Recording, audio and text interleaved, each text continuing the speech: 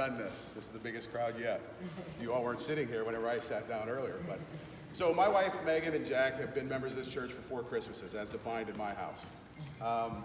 We participate in various things. I'm the pig roaster.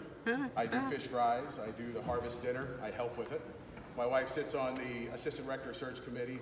Jack participates in the Christmas pageants. We do Sunday school and lots of other things.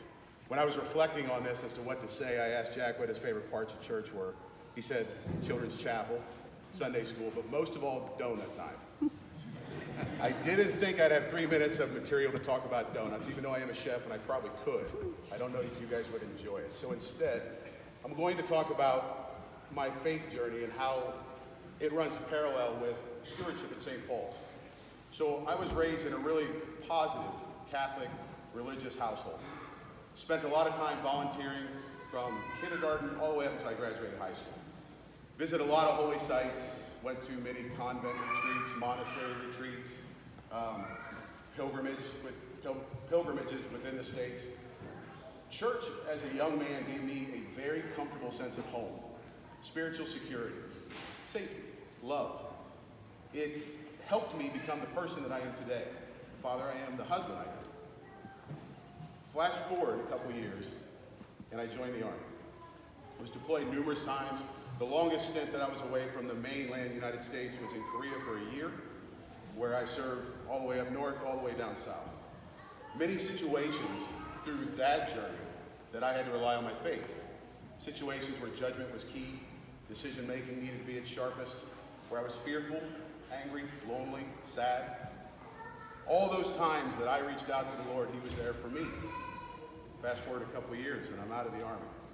I'm lost. I'm looking for purpose, searching for identity. You come from a place to where you are structured. You have a lot of people around you that love you all the time. Leaving that was the first time that I really felt lonely. And I found myself drifting away from the church, drifting away from religion. The time I spent in Korea in the service, I took advantage of the fact, one of the best parts about being in the service, I think, is you're thrown into a situation, tough situations, with a lot of people from all walks of life, from all over the world. And failure is not an option. You have to come together. I took full advantage of exploring not just other personalities from around this country, but other religions, so I could better know my faith.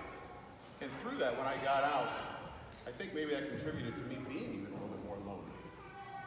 But there was a period of time there where I had even justified why religion wasn't needed in my life.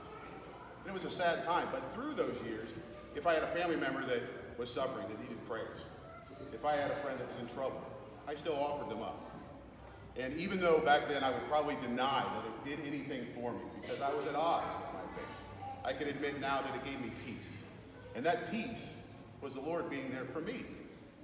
I was asked to give this testimonial 2 very short weeks after my father had passed. It was a difficult time. It's still a difficult time. But it was another fantastic example of how God and this church was there for me. When we had Jack, we realized immediately that where we were in our religious journey, we couldn't make the decisions unilaterally for him. We owed him the opportunity to be exposed to the best foundations that we had growing up, and he can make his own decisions. The search was on.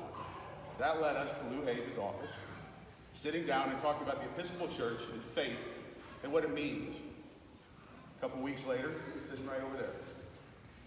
My guard's still up a little bit. Pride, maybe a little shame, got in the way. Megan was very happy. I could see how happy it made her. And Jack was in love with the majesty. He loved it. So I knew I was doing something good. A couple weeks after I started attending this church, some familiar feelings kept coming back into my heart, my mind. Comfort, spiritual security, safety, love, peace, calm. I was home again for the first time in a long time. I can tell you that on top of all those things, I also felt inclusion, education, inspiration, healthy debate, the things that I wasn't allowing myself to experience in the early parts of my faith journey. I saw that this church rebuilt my home. Stewardship to me gives me the opportunity that although through my life, through different periods of time, I wasn't there for God, it gives me the opportunity to be there now. When I'm asked, that I can say to him and to the church, I'll do whatever I can, and I'll be there for you. That has been tremendously healing to me through mourning my father. I can tell you that stewardship here, if you're looking to give to something that is going to defeat hate with love, look no further, it's right here. And the lessons that you can help teach and help produce with stewardship at St. Paul's are not just lessons we need today, but we need those forever, for a long time to come. This church has helped me rebuild my home. St. Paul's is not just an awesome church community. It is a legacy. It is an opportunity for people to come home. And as long as it's here, I will encourage people to do that. My prayer for you guys, my church family, is that you also hear that call in whatever fashion you want to listen. Hear that call and pray on it. But I hope that whatever you choose to do, it brings you closer to God, brings your family closer to God, but it preserves the legacy that is this church, that is St. Paul's. Thank you very much for your time.